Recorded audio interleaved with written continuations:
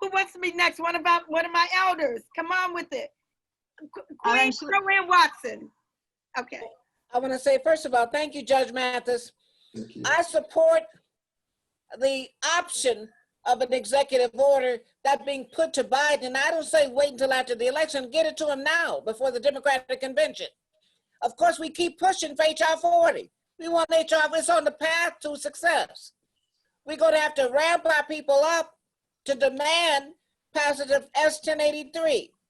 Right now, I think we have 15. We need enough to make sure it passes. We have no guarantee. If Plan A, which is to pass HR 40 and the Senate bill, if that does not succeed in this year, when 2021 hits, we'd have to start all over again. You can't carry over co-sponsors into another season. So who wants to start with I mean, we are further than we've ever been before with co-sponsors for HR 40. This is the best we've ever done. So why start from zero in 2021 if we can have the president who's going to be elected committed, make that commitment at the Democratic convention to do an executive order? Guess what? The Emancipation Proclamation was an executive order. It was an executive order. It's serendipity to have an executive order for reparations, a commission, not to study reparations, to implement the reparations righteously due our people. So I don't say you don't abandon the fight for HR 40 and S-1083. What you do is put the pedal on it. So if you don't want an executive order, you better pass it now. Brother Sabeko, turn it over to you for the youth. Not a problem. I'm gonna go to Sister Camila. Is that okay with you? I see in your bio that you have done a lot of work in terms of getting things accomplished. You definitely have accomplished a lot of things. So what is it going to take for young people? What should young people keep in mind when it comes to fighting and getting things done, especially when it comes to reparations? Like, what are some things that you feel like we should keep in mind when it comes to this fight? Oh, great. Thank you for that question.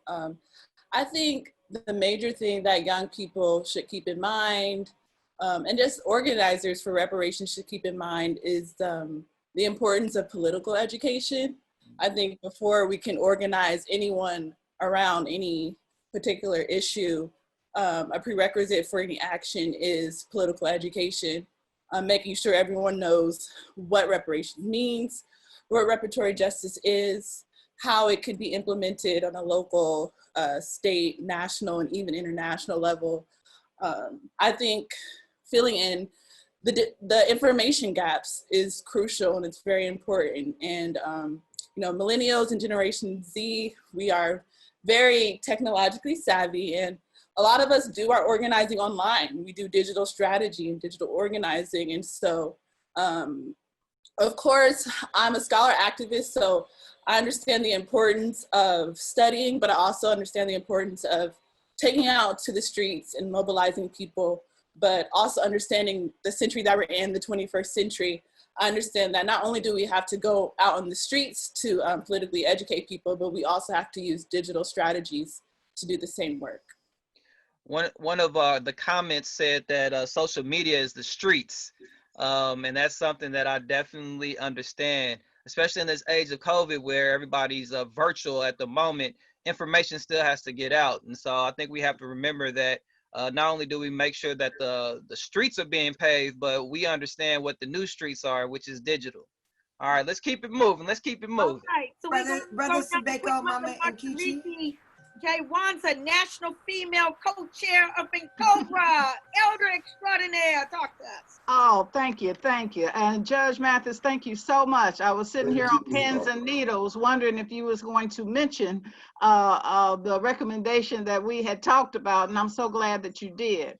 And Sister Joanne, thank you so much for telling us in your wonderful way, we can do more than one thing at a time. Yes, ma'am. So we need to be moving forward. So I'd like to leave with the young people. What Sister Fire Rose had said earlier is courage. You have to have courage in this movement, and it will take you far. The other thing I'm going to leave with you, because there's nothing new under the sun. And so just listen to me for 1 second. I think young people, especially nowadays, should learn how to see for themselves, listen for yourself, and think for yourself. Then you can come to an intelligent decision for yourself. But if you form the habit of going by what you hear others say about somebody or something, or going by what others think about someone or something, instead of going and searching that thing out for yourself and seeing for yourself, you'll be walking west when you think you're going east. And you'll be walking east when you think you're going west. So this generation, especially of our people, have a burden upon them, more so than any other time in history. The most important thing you can learn how to do today is to think for yourself. Those words are from Brother Malcolm X. Yeah. And there was no need of me coming up with something else. That's because anytime I talk to young people, that is something that comes to mind, and I want to express to you how important it is that you think for yourself. You're hearing a lot of knowledge today, yesterday, you're full of knowledge, but you have to take what you get. You have to take it through your filters, and then you have to do the right thing. And I have faith that you can do that. I have faith that you will do that. I have been so encouraged during this convention, more so than any other time, of the young people and what you have been saying and your involvement. And we're looking more for more involvement.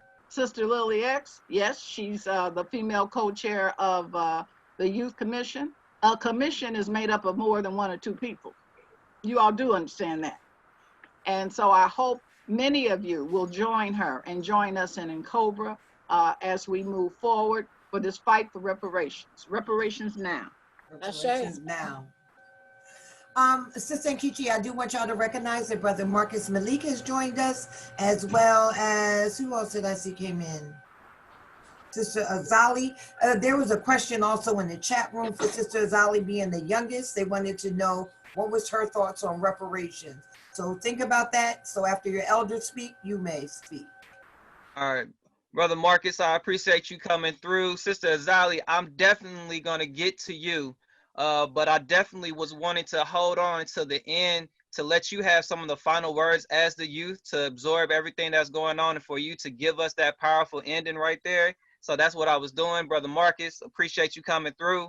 And I wanted to go to Brother Kumasi for a moment here. He done switched places about 3 times on us. He got things to do. So we want to make sure we get to him. But I understand, you know, as an activist and things going on, and I believe you're down in Alabama, is that correct? In Mobile. So yeah, I really want to make sure that we are here getting the message across about what youth are doing, and that we're just not here complaining about things, and we're just not here downing what the elders have done and saying that it's no good. What is it that you feel like is not really being said about what youth are doing today when it comes to being active and being out there with their voices? Well, first I want to speak on me moving around so much. I recently moved home. My parents, they put me in the hottest part of the house, so my iPhone keeps dying. It keeps saying the temperature is too hot. Your iPhone needs to calm down, so I've had to move around like 3 times. But I really think that we need to put a highlight on the fact that the youth are studying. I think that education is really important, and we can be in the streets. I know that's very important as well, but if we're just performing actions for action's sake, then there's really no point to what we're doing, and how much are we trying to really advance the struggle beyond the levels that have already come beforehand.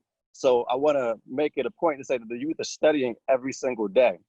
They are reading the works of the ancestors and the elders who are probably on this call right now. And so that engagement with political education, those questioning of different systems, the system of capitalism, the system of patriarchy, those contradictions, trying to see other economic modes of production that are more useful to our upliftment as a people. I think that that's something that the youth are trying to really reconcile in their own minds and their own agendas. And if the elders who have had experience engaging a lot of these questions throughout their life could help us understand what we are fighting up against, not just white supremacy, because we know racism exists, but there are other things in this country that exist as well, such as patriarchy and capitalism that are really keeping our people down. And so what other ways, what other different modes of oppression should we also be keeping an eye out for? That's something that I think that there needs to be an intergenerational dialogue on. Yeah, oppression comes in many different ways, but a lot of times it's the same tricks, just disguised in different ways, and we keep falling for it. And so I definitely appreciate what you just said about that right there. So before I move to Brother General Rashid, I want to see if Dr. May Christian, has your audio come back on yet? Dr. Christian, are you able to participate via audio yet? Okay, so let me go to General Rashid. General Rashid, I think you're the eldest of the elders, I think. Yeah, up here. So share with us, share with the youth.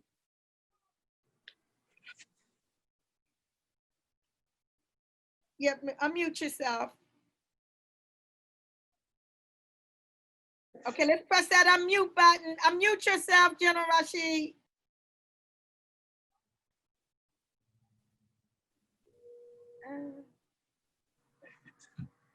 No. You press the little microphone, like when you click the screen, and then you click the little mute button with the little microphone next to it. It's red on your screen. So you press the screen once, and everything comes up. It's gonna be a little button at the bottom left of the screen. It's a little red button with a little cross on it. Just tap it one time. I think his eyes are closed. Yeah. Can you hear me now? Yeah. Free the land. By any means necessary. Yeah. One of the things that we did in RNA at the founding, one of the things that we declared that we was going to do was equalize the sexes. Most of the leaders of the RNA right now are females. In fact, my boss, I'm in security. So I'm the spokesperson for the Minister of Defense, Sister Fatima Chewy. She's our Minister of Defense. So we started out with this equalization of the sexes, and we used the Army to make sure that it happened. And it's not nothing we go bash people in the head with. I'm proud to see young people doing what they're doing. The problem is, and I don't want to sound like a skeptic or anything, but you gotta have a security force, some kind.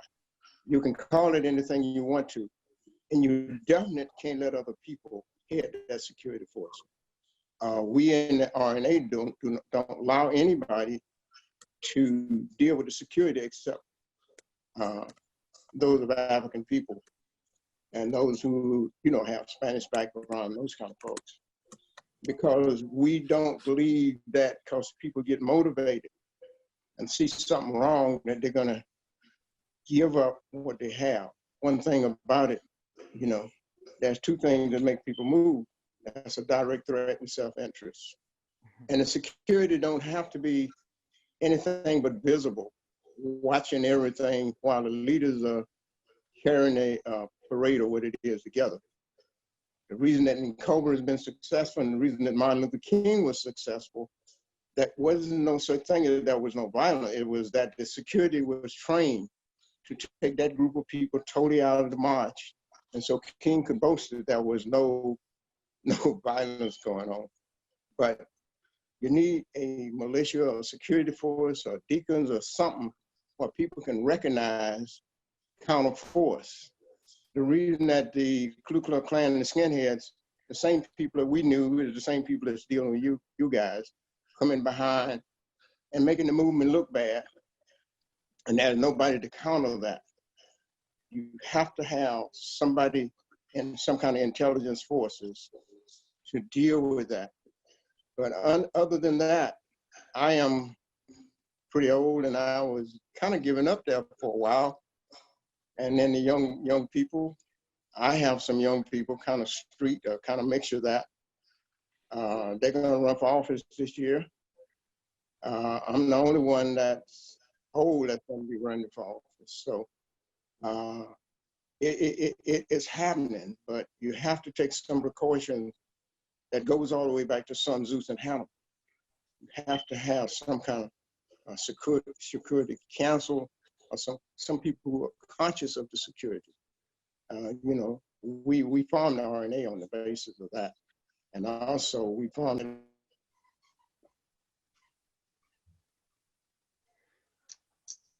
Baba, you went back on mute. We can't hear you. We can see you. We can't hear you. Your mute button got pressed again, General Rashid.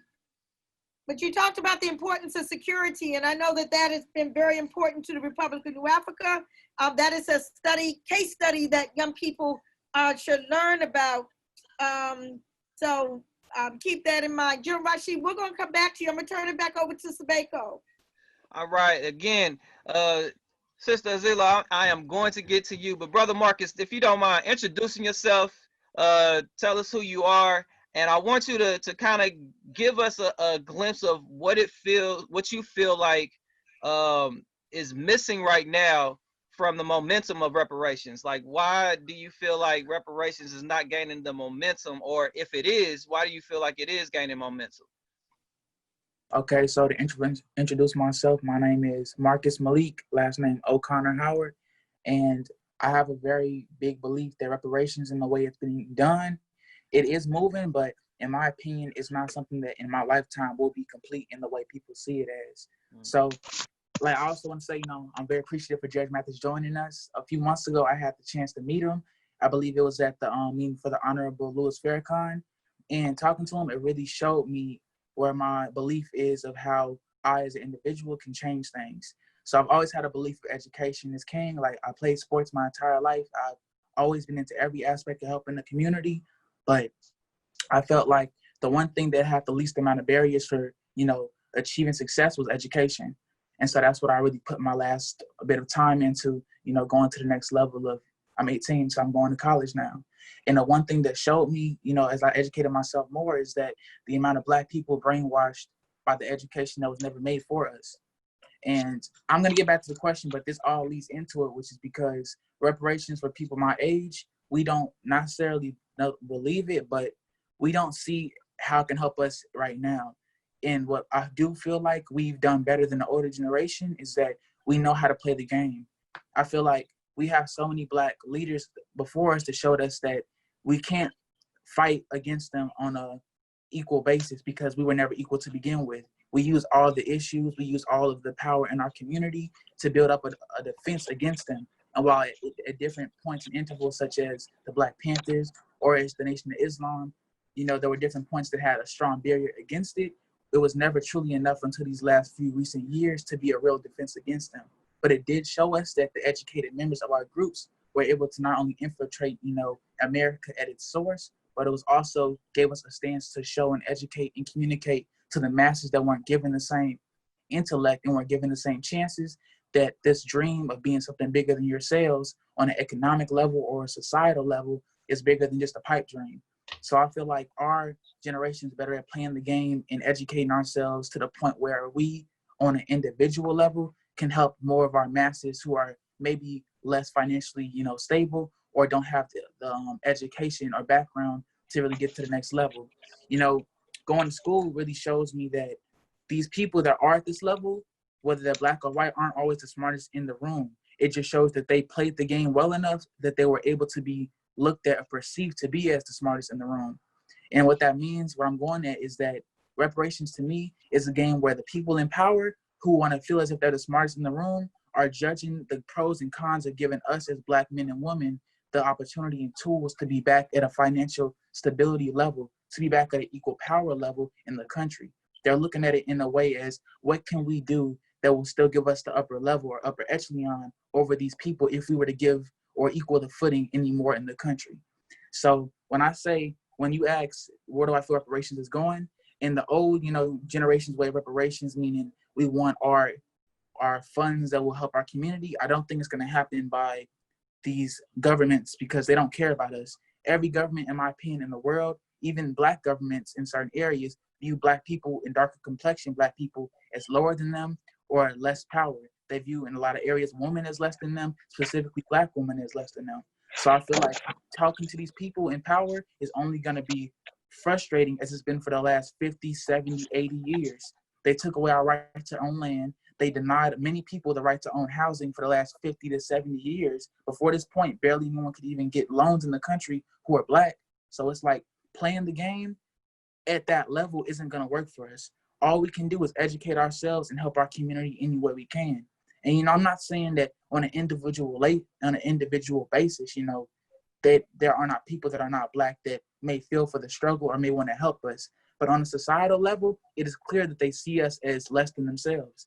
And why are we allowing these people that see us less than themselves an equal footing at our table to tell us what we deserve? It makes no sense in my opinion. So I'm not saying that reparations isn't possible. I'm saying, in my opinion, reparations to me is educating ourselves on an individual basis, allowing people that may not get those resources to educate themselves without having to have a college degree, maybe giving them the opportunity and tools to see there's more out there for themselves other than what the nation has perceived a black man and a black woman to be able to do. And it's just frustrating when I see the conversation turn from not just, oh, how can we do this, but how are us as black people holding each other back? And I don't like that perception because people look at it as, what can we do to bring these ignorant people that aren't seeing it, who happen to be black, to the truth? When in reality, it's how can we change the minds of the black men and women who have been burnt too many times by the criminal justice system, by the system of education, by the sexist lifestyles most of our people in power portray over women in the country. And it's frustrating when I see this because as a man having multiple women in my family, I've seen it on a daily basis. These people in power don't care about our women. These people in power don't care about our young men. So why are we allowing these people in power to hold us on the drawstring, hold us by the strings, as we're begging them to give us what we rightfully deserve? So in my opinion, I'm going to reinstate it because I've kind of gone on a tangent. I feel like the only thing we as the individual can do right now, besides, putting all the papers and showing them what they do rightfully deserve, what we rightfully deserve from them, as we've already done, is on an everyday basis, educate our people and show them that it's not wrong. You're not wrong for not believing in reparations, but it is wrong to not believe the people that do believe in reparations have a point. And I think that's really all we can do, is to not push them to the point where they're saying, I don't even want to hear what you're saying, but to at least give them the chance to see where we're coming from and to not be afraid to at least have an educated conversation with us. Because I feel like a lot of people in the reparations movement can kind of be a little bit headstrong against the black brothers and sisters that may not be they may be a little bit hesitant to the movement. They may not, believe in it. And that's not to say that we should just shun them or should try to force them to believe in it, but we can at least have a conversation where they feel like their needs are being met. A lot of people, that's just why I think at the moment, but yeah. Think you does a great job expressing yourself. Great job. And my brother, someone, Sister Regina, in the comments was saying what you're referring to, and she's right, is what we in NCOBRA refer to as internal reparations. That's what we need to do within ourselves. I saw Brother Greg Carr, Professor Dr. Kimanti shaking his head, but weigh in on this right now. What words do you have to say, Professor Carr? I was listening. I was sitting there taking notes. Thank you, Mama Nkechi, and I put it in the chat. But I would just say very quickly, that the analysis is clear, Brother Malik, and so I appreciate that, and what everyone has said as well. Only thing I would add, very quickly, is that I think we all have to sharpen our ability to see the big picture, so that we can see the rhythms. Because individuals don't beat institutions, we know that, and so as a result, when we think about, and we've heard this over and over again, these last this whole conversation we're having, studying, as Kamasi said, we study, we look at, and we're looking for the rhythms because we can predict what's going to happen next. There are going to be concessions. In fact, Brother Judge Mathis, reading from the Cook, Samuel Du Bois Cook Center at Duke University. We know that's Sandy Darity, and we need to learn that we need independent think tanks as well. because that's a well subsidized, well funded place that's doing some incredible work. But as this concession moment comes, there will be money from foundations, from government that will be earmarked for the Sandy Darities and others to do good work, but it'll be given in the sense that these are the concessions of reparations. And so we heard earlier from the Alderwoman, that's very important, Alderwoman Simmons, you know, from local out is our strategy. But I'll end with this. By studying the past, we know that when we have those movements, Civil War, go forward, then there's a moment of concession. And then immediately after that is the white lash, is the most. So what we're in a moment now, we haven't quite reached the concession yet, but we can see it because people getting paid by consultants to do diversity training, reparations is being talked about in the New York Times. That's the concession. That will be followed by the white lash. And then, so that's why it's very important to know that when we're in this moment, we should pursue all strategies. If we can get Joe Biden this promise to do an executive order at the convention, very good. But what does history tell us about the potential of that being used as a wedge issue before November? We need to have that conversation. So in the back room, we heard Barack Obama trying to clean himself up after 8 years of evading race issues at John Lewis' funeral. What does he say? We need to abolish the filibuster. Judge Mathis nailed it on the head. You need 60 until you don't. And so what does history teach us about blowing up these old structures? This is a moment we need to have those debates. And so the passion, the energy that we're hearing here, all is only made greater and more effective by studying how these rhythms have emerged, because we can predict what's going to come next. And if we want to break that cycle, we have to be able to recognize it when it's coming. I'll stop with that.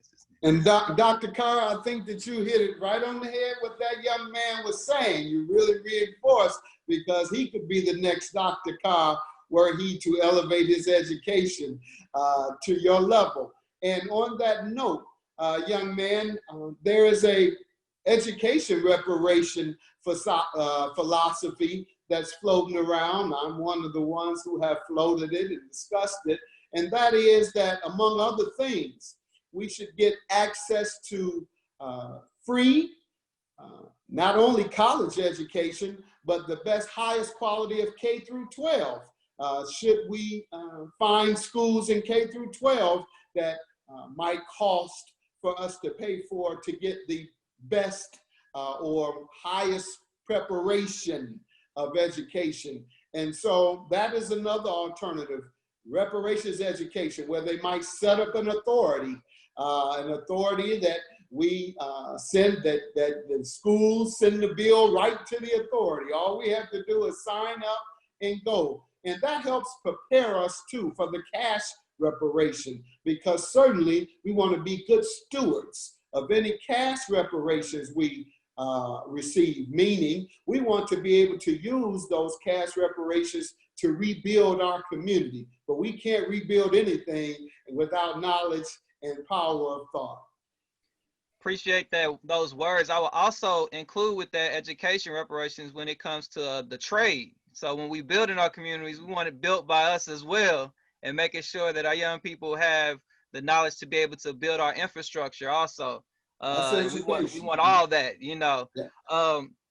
Sister Azalea, I'm probably saying your name all the way wrong. Can you please tell me how to say your name? Azali. Azali. Thank you. I knew I was saying it wrong. My apologies on that. I wanted to save you for one of our last speakers, because as one of our youngest, you absorbed everything that people were saying here, and you are who we're looking at when it comes to the youth that we're trying to reach. A lot of the 20-year-olds, and I'm in my 30s, you know, we kind of have a grasp of some of these things and understanding. But when it comes to our teenagers, it's like those are the ones who we're really trying to reach and get on board, because that's where our strength and that's where our energy comes from. So, sister, could you please tell us what's going on with your age group? What are you all thinking when it comes to reparations? And what are we missing when it comes to reaching out to you? Well, it really just depends on what type of person that you're dealing with and what type of background that they have. And mostly the main thing that I've seen with how people in my age group react to reparations is they don't know what it is. When we're being taught history, we're only being taught about the Emancipation Proclamation. We're not really being taught about, reparations and what we're being owed. We all know that we should get something for that suffering and that pain, but we're not really sure what it is. And a lot of people are just not getting the word out properly in a way that we can connect with. Like a lot of people in my age group don't feel that they have the mental capacity to understand what the elders are saying, or they just don't have that respect for the elders, or they just they don't feel like they have the ability to listen and to actually take in and understand what another person is saying. And I sometimes I feel that way, but because of how I was raised, how I'm being raised, and who I'm around, I'm able to do certain things. And I was taught from an early age, and a lot of people don't get that. And because I can do certain things, I'm the odd one out. I can't, certain children don't understand me. So I can't really speak on the group because I'm the odd one out. But from what I understand, it's not being reached out properly. You have to have a certain person, somebody like Mark or Sister Yomi, to come to the youth and make them understand, and not just through words, but through music and movement and different in art. You can connect. You have to just find a way to connect to a certain group of people. And one thing that I find about reparations is that it's a way out. And in life, I see that a lot of things that people do is to be able to find a way out. And even in slavery, freedom was a way out for people. So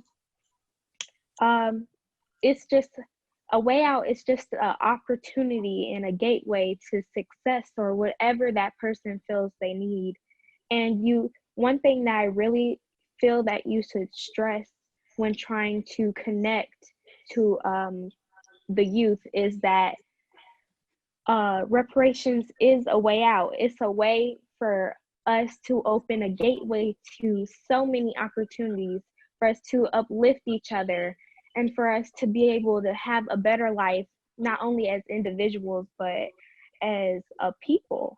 And I just feel like you have to also just get on social media, because a lot of people aren't going to be on Twitter. A lot of young people aren't going to be on Twitter and then just be hearing constantly about reparations. You have to target your audience, and you have to use certain things to that. But that's what I've noticed so far. You just have to market it better, and you have to be able to connect with that person, and stress that it is a way out, a gateway to opportunities and things that we need as a people. And one thing that we should also stress is us having to hold people accountable, people in power accountable for what their leaders said on behalf of them and what they should be doing, because your word is something that is so deeply relied on. And if you can't be trusted by your word, then you're just not a reliable person. And being able to rely on somebody or something is a big part of life. And we should all be able to rely on each other as human beings. And when we say something, we should do that. So since they said that we should get this and this for us going through this, then we should be able to get that without going through all this trouble. But that's just what I feel. Let No. me ask the young lady, you know, Big up Azali. So the fruit does not fall very far from the tree. I understand your sister, Vira Rose Sanders' granddaughter. Is that correct? Yes. That's what I'm talking about. Passing on the information down through the generations. Judge, were you going to say something? yeah, I was gonna ask the young lady a question, and that is, you know, Killer Mike and T.I. are thought leaders in the hip hop generation. I don't know how young that goes down. So, young lady, do you and your peers listen or follow much of what T.I. and Killer Mike are saying on their various broadcasts regarding social justice? No. I actually haven't heard of those people. One thing that I notice is a lot of people don't really listen to broadcasts. So it's just certain things like that. You just have to target your audience. Just have to market it better. So Yeah, Judge Mathis, I'm 38, so that's my age group right there. Killer Mike and T.I. is who I listen to. And So, that's trying to see how young it go, how young they go. but I think the sister had a good point in terms of nowadays it's not necessarily our pop stars who we're listening to and we just follow. It has to be packaged in a particular way. It doesn't matter if it's a pop star, if it's a friend, the way that it's packaged. And if you're not reaching people in the way that they are listening, or if you don't understand the language, then it's going to be hard for us to get the message to them. And so we might listen to their music or listen to some of the slang or see the platforms that they're using and not understand it. But it's really us having to dial down and understand why they're using certain platforms. It could be just because they want their own lane, and then we have to figure out how to get into their lane. And that's one of the things that generationally we just have to do. Yeah, and well, I think I want to end with a final question is for really for the youth to ask to Elder. You can, whoever wants to ask it, but basically, none of you all were around when Malcolm X was living. You weren't around when Harriet Tubman, I wasn't around when Harriet Tubman was living, or Kelly House, or Fannie Lou Hamer, or Rose, well, some of us were around Rose Park, but Demar Vesey. But if you were in the room with one of those elders, and actually that is who you're in the room with right now, okay? You're in the room with the Harriet Tubmans. You're in the room with the Demar Vesey. You're in the room with the Marcus Garveys. You're in the room with the Malcolm X's. So what is the question that you would ask one of these elders, any of these elders that you would want to know, that guidance that you would want to have from your perspective, that you can tell your grandchildren that you were in the room with someone of those platitudes, because that's who the elders are on this line. What would that question be? And just put it out there, and whoever wants to answer. Who wants to just put out some questions and let them answer. We have really about 5 minutes, so.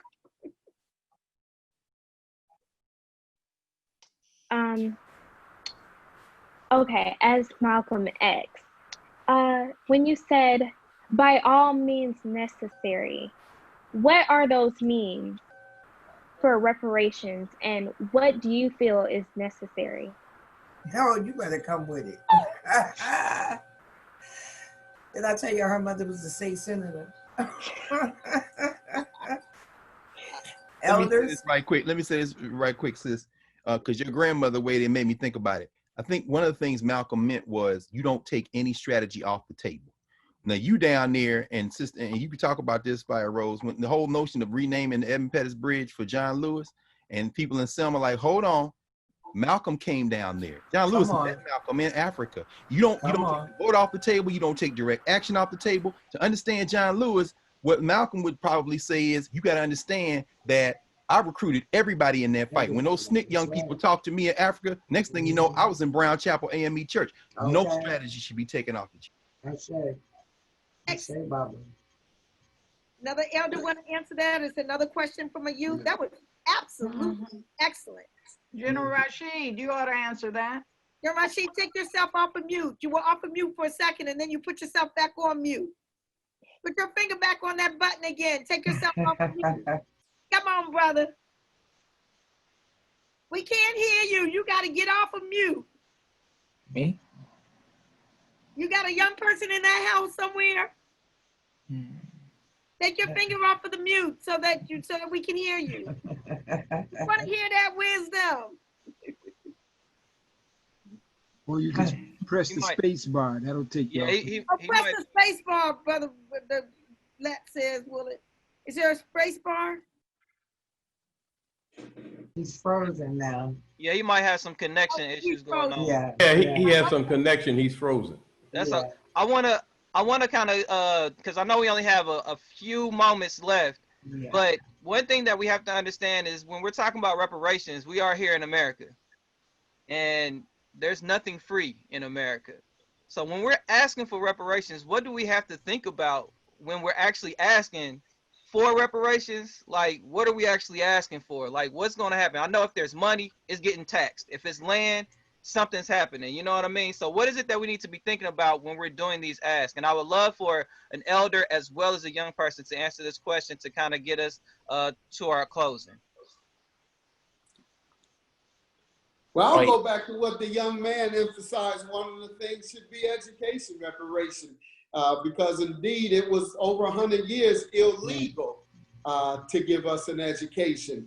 And education, we know, I know personally, is the #1 way of self-empowerment, coming from the streets of Detroit, leaving jail, becoming a judge 15 years later. So education would be one of the things I would, and we're talking free education. That's what our presidential candidates talked about during the primary, free education. So it should be pretty easy for them to agree to give an education to the folks who built this nation. So I wanna kind of push back on that, not the strategy of getting it, but my question is when we're thinking about it, let's say we get free education and we start having a generation of people getting free education. I went to Florida A&M, HBCU. Hi. And what people say versus somebody who went to Harvard is that my education is not worth the same as somebody that went to Harvard. So if we get this free education, are they going to still kind of blackball us because we've gotten this free education, this reparations education versus something that we paid for? We might have not had the quality teachers, and they might be saying this, you know what I mean? So there's always going to be something there when they give us something that we have to think about in terms of how we're going to make sure we strategize against that. And so I take that example in terms of free education and say, yeah, bring it on. But then how are we going to make sure that they're not going to use that against us when we're up trying to make sure that we're repairing ourselves in this world? That makes sense? Reparations is not a handout. Reparations is not a handout. It's a debt owed. Yes. So the first work we have to do is in our mind. It's a debt owed. So the wealth in America is not wealth that your white folks created. The wealth came from the unpaid labor of Africans who worked from can't see in the morning to can't see at night.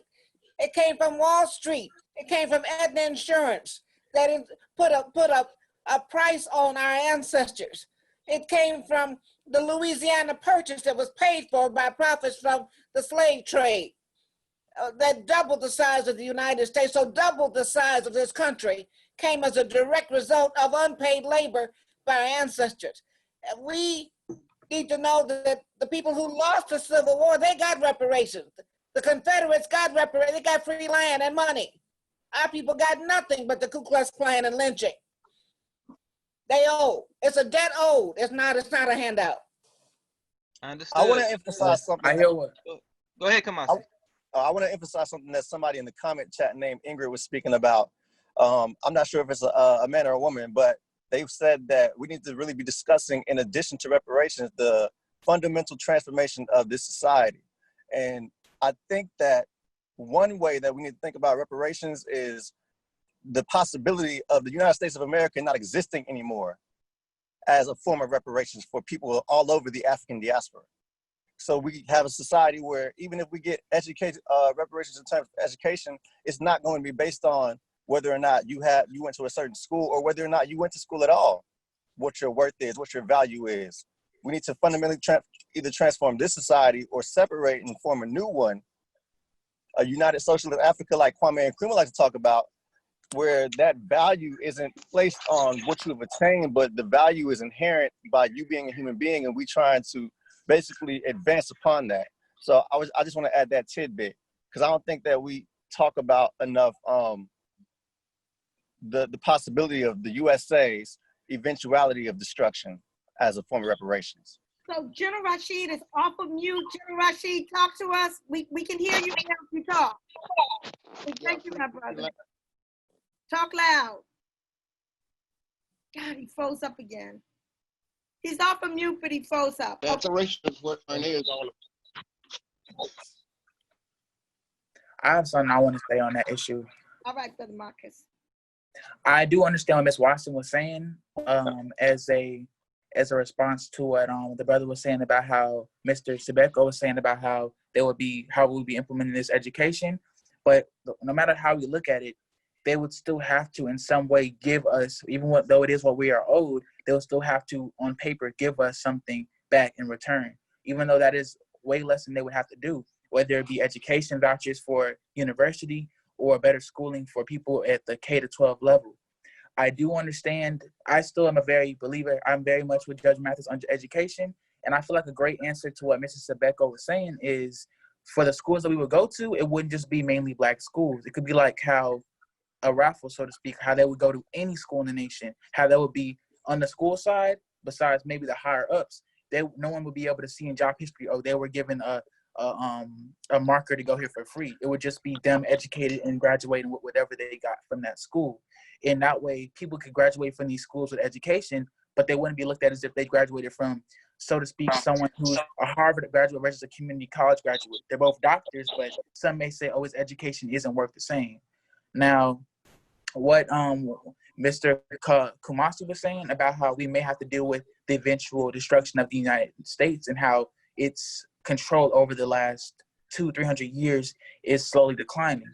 I do to a degree agree with how we may have to deal with that, but in my opinion, I don't feel like the United States in its power is going to be gone even if the United States in itself bridges apart. And what I mean by that is people have to understand the amount of hands the United States has over the world. I feel like this world, us in the United States, are in a very interesting position as Black men and women. How our access to education is nearly unrivaled in nearly any other area where there's a large amount of Black men and women in an area to be able to gain this amount of intellect and this amount of power over our individual journeys. So, like I said before, I am a big believer in education. I do disagree to a certain extent what Ms. Watson was saying, but I do respect where she's coming from because she's telling the truth, how this is not something we're just owed, it's something we deserve, what we should have been given from the jump. But we have to also understand is that if we allow the situation to go on without even having a feasible, plan for this was to ever go down the way we know it will eventually, we're just going to be in the same position, except now they're going to understand how we're coming from. And if the enemy knows our plan, then there's no point of even having one to begin with. Appreciate those words right there, and I definitely like to stir the pot a little bit, and I see that we probably need another hour right now with what we got going on here. But I definitely want to understand, like I want people to really know that yes, this is something that is owed to us, and that this conversation is about strategy in terms of making sure that we get all of that, and it's for the benefit of everyone. And I think that is what has been going on, and bringing young people into the conversation in terms of what this new age is looking at and how do they come aboard with the work that is already being done, but having the strategy that's going to last for generations at a time. We really have to do some hard work when it comes to understanding language and what we're actually talking about when it comes to reparations and what that means for individuals within our community who is asking for this debt that's owed. I just want to say, because Dr. Christian wasn't able to speak, I just want to say that she was a foot soldier, with the bridge. She received a Congressional Gold Medal from Congress under President Obama's administration. She joined NCOBRA around in 1998 with the Honorable Dr. Baba Imari Abubakar of Delhi and others, and did the first set of original reparations petitions for NCOBRA. So I just wanted to say that on her behalf. I think I need to turn it over to Sister Yomi. Will you give me attention there with your song? We want to thank all of our elder and our youth participants who are phenomenal and fabulous, and really looking forward to you really taking the leadership in this struggle. Thank you so much. Thank you so much, all of the panelists, all of the elders, all of the youth. Thank you for the leadership of NCOBRA, for carrying in this torch for so long, for laying the groundwork for so many other organizations, coalitions, and commissions to now come up. We could not do it without you. This has been a beautiful, beautiful 3 days. Our first time going virtual. We have had so many awesome presenters, so much knowledge shared. We have energized each other and inspired each other and recommitted to each other, recommitted to this movement. So as a female co-chair of the NCPC for the 2020 31st Annual National Convention of the National Coalition of Blacks for Reparations in America, I want to say it has been my honor to be able to serve you and to be able to help bring this virtual convention to you. I see my male co-chair, Brother Jamoki, is there. You know, we came in with them drums and we got to go out that way. What you say, brother? Reparations today. What do you them say? Reparations today. Reparations today. What do we want? Reparations. And when do we want it? Today. That's right. Dante Sana. So yes, I also wanted to take a minute to, well, first of all, I just wanted to acknowledge that some people, can you all hear me? Yes. Okay, great.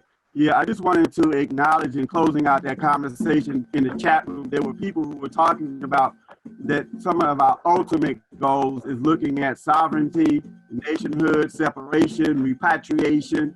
When I first joined NCOBRA, I was always told that there was 3 roads that we have to choose. 1, repatriation, going back to Africa with resources. 2, having our own sovereign nation state. Or 3, continued assimilation within the United States, or transforming the revolutionizing and transforming the United States. So we always continue to make sure that that's a part of the conversation. NCOBRA represents the broadest breadth of the ideas around reparations. So I did want to make sure that that got in, because there was a lot of conversation about that in the chat as we closed out this conversation on talking about the forms of reparations and the ultimate objectives of reparations, as well as preparing for the backlash, as Brother Dr. Carr so eloquently reminded us of throughout this convention. So yes, I just want to definitely thank everyone who helped to contribute to our convention. Sister Abayomi, who worked super hard. I want to recognize our, yes. And we want to recognize the NCPC, National Convention Planning Committee.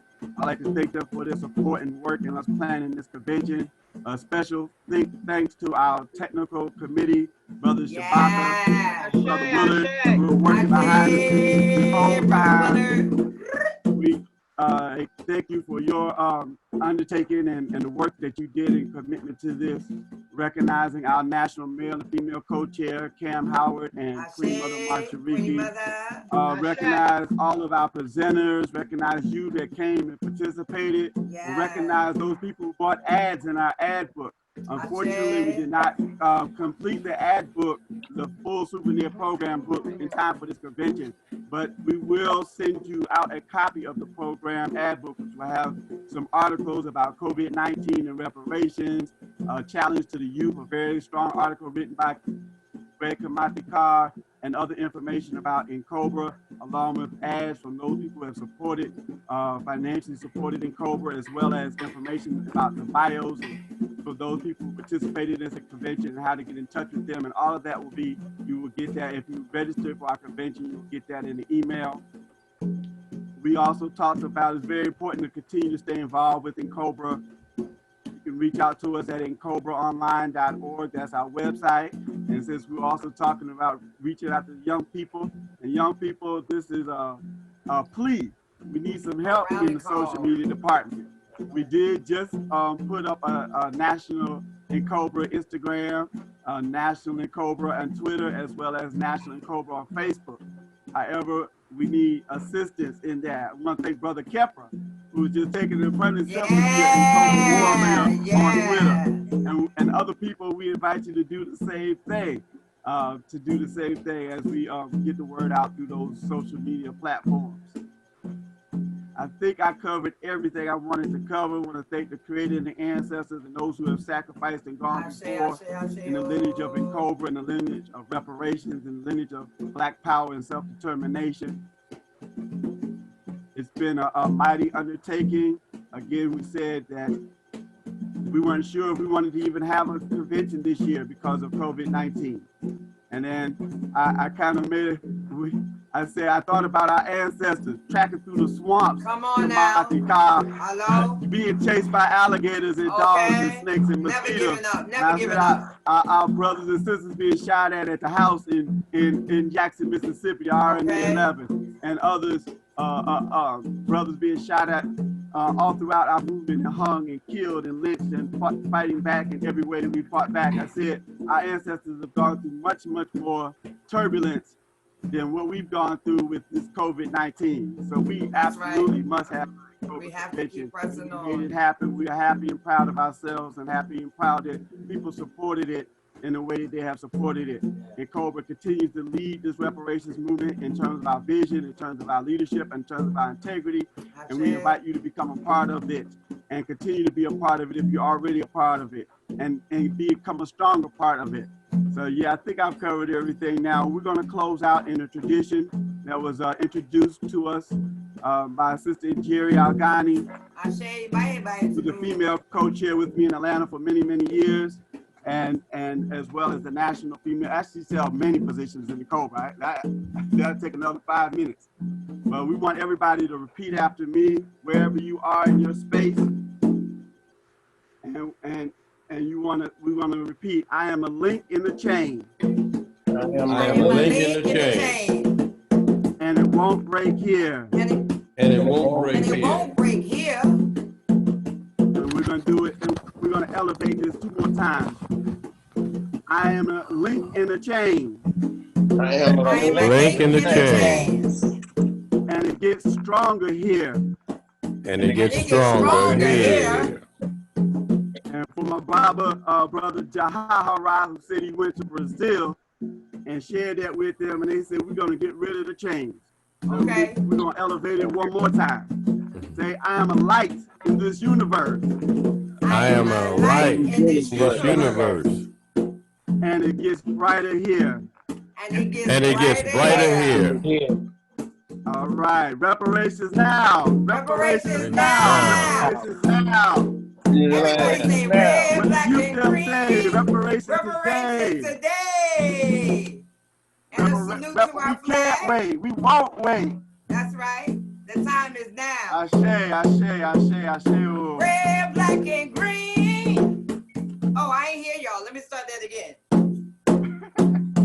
Red, black, and green. Red, black, and green. The most beautiful colors I've ever seen. Most beautiful colors I've ever seen. Red, black, and green. You and Sebaco sing. Okay. The most beautiful colors I've ever seen. Most beautiful colors I've ever seen. Red is for the blood that our ancestors shed. Red is for the blood that our ancestors shed. Black is for the color of our skin.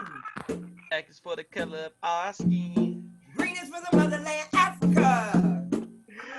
Green is for the motherland, Africa. That's where civilization began. That's where civilization began. Everybody say red, black, and green. Red, black, and green. Red, black, and green. Red, black, and green. The most beautiful colors we've ever seen. Black power, y'all. Freedom. Black power. By any means necessary. By any means necessary. Love y'all. NCOBRAonline.org. videos will be available. Fight the power! Fight the power!